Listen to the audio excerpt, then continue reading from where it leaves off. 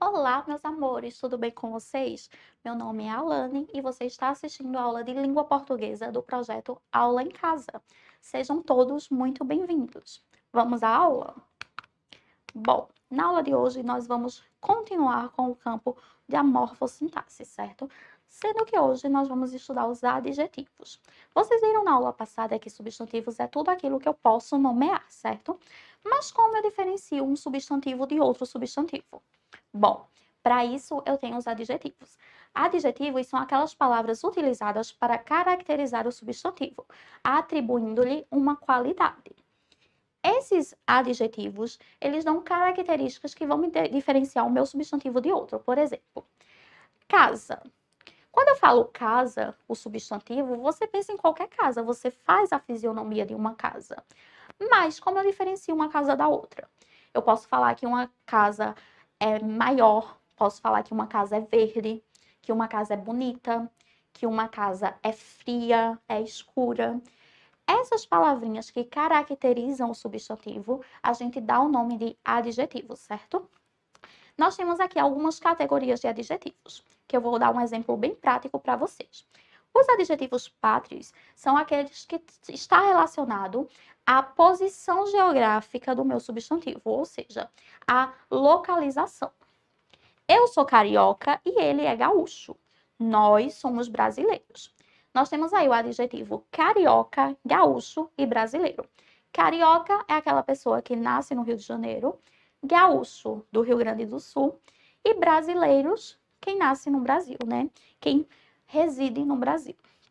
Adjetivos primitivos são aqueles que não derivam de um substantivo. Por exemplo, a alma dela está livre. Livre por si só é um adjetivo, certo?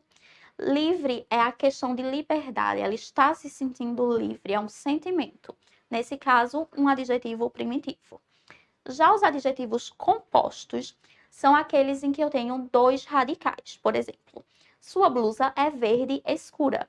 Eu tenho aí tanto o radical verde quanto o radical escuro de escura, certo? Dois radicais diferentes para um mesmo adjetivo. E em locução adjetiva, ela é uma mulher de fibra. Eu tenho aí um adjetivo que vem precedido por uma preposição, ou seja, necessariamente na locução adjetiva eu tenho que ter uma preposição de, com, para, e após isso ter um adjetivo. Uma mulher de fibra, ou seja, uma mulher guerreira, uma mulher de pulso firme, uma mulher forte. Bom, os adjetivos eles também se flexionam assim como os substantivos. Nós temos a flexão de gênero. Eles sempre vão assumir o gênero do substantivo para concordar com ele, certo? Já que são as palavras que caracterizam o substantivo ou o pronome. Nós temos flexões dos adjetivos de forma uniforme, ou seja, que apresentam uma única forma, como é o caso de eficiente e frágil. Médica, eficiente. Médico, eficiente. Eu não modifiquei aí o meu adjetivo, apesar de eu ter modificado o grau aqui, o grau não, o gênero do meu substantivo. Médica, feminino, médico, masculino. Mas o adjetivo permaneceu invariável.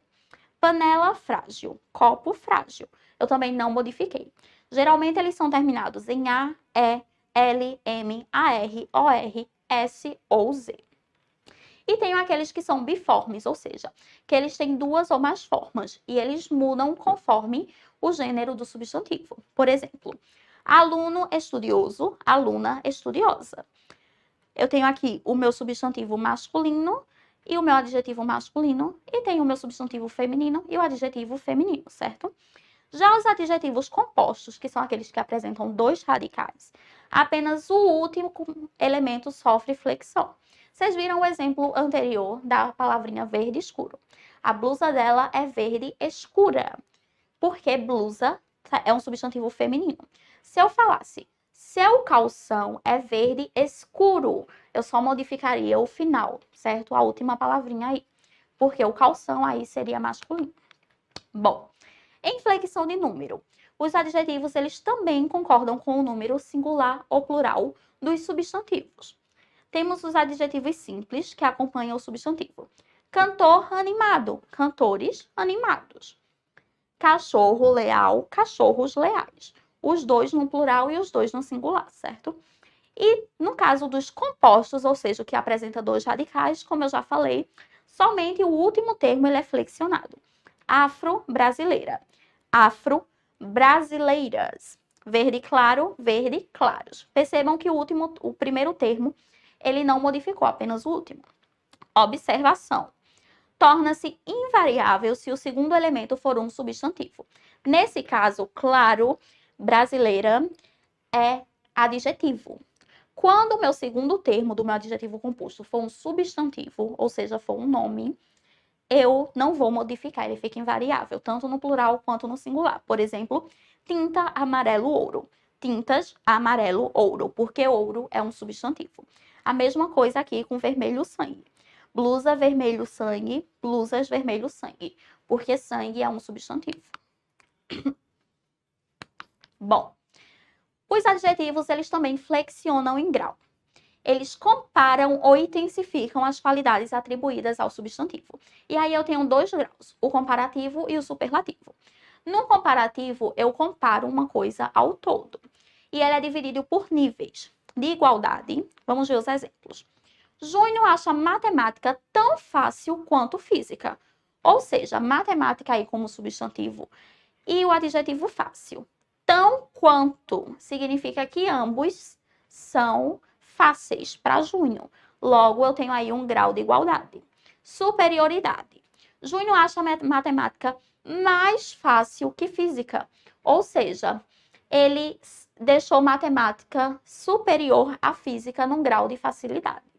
Inferioridade. Júnior acha matemática menos fácil que física. Ou seja, num grau de facilidade, matemática é inferior à física, porque ele acha aí que a física é mais fácil. Vejam que eu utilizei aqui advérbios de intensificação antes do meu adjetivo e depois eu utilizei aí conjunções. Irregulares de superioridade. Bom, mal, grande e pequeno. Por quê? Eu não utilizo aí mais bom, mais mal, mais grande e mais pequeno. Para isso eu tenho um adjetivo próprio. Mais bom é o quê? Melhor. Uma coisa que é mais mal é pior. Grande, maior e pequeno, menor, certo? Bom, no grau superlativo, eu dou ênfase, eu acentuo as características dadas a um ou mais seres. Temos aqui o superlativo relativo, que é quando eu comparo algo a um todo, e o superlativo absoluto, que é quando eu falo especificamente da ênfase de uma coisa específica, mais isolada. Vamos ver. João é o mais inteligente de toda a turma. Ou seja, aqui eu dei um grau de superioridade. Eu falei que ela é mais inteligente que os demais.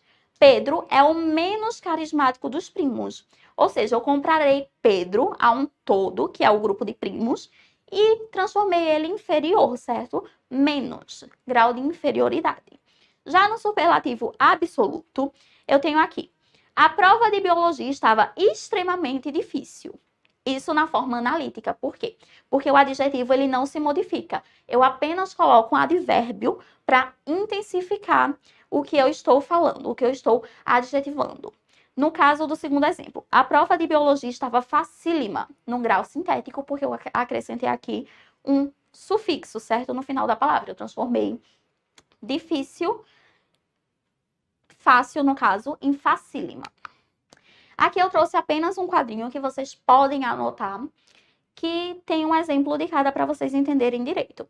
Grau do adjetivo normal, vamos ver aqui o adjetivo esperta. Comparativo de igualdade, tão esperta quanto? Superioridade. Mais esperta que? Inferioridade. Menos esperta que? Superlativo relativo de superioridade. A mais esperta, eu dei ênfase. Superlativo de inferioridade, a menos. E o absoluto, eu tenho que usar aqui uma questão de advérbio para dar intensificação. Muito ou extremamente esperta. E o superlativo absoluto sintético, quando eu acrescento o sufixo espertíssima. Bom, saber utilizar os adjetivos e todas as suas funções, adequando às suas diversas flexões, permite um imenso domínio discursivo e prático, tanto para a sua comunicação, para a sua interação, quanto para a sua produção escrita. Essa foi a nossa aula de hoje. Espero que vocês tenham gostado. Um beijo e até a próxima aula.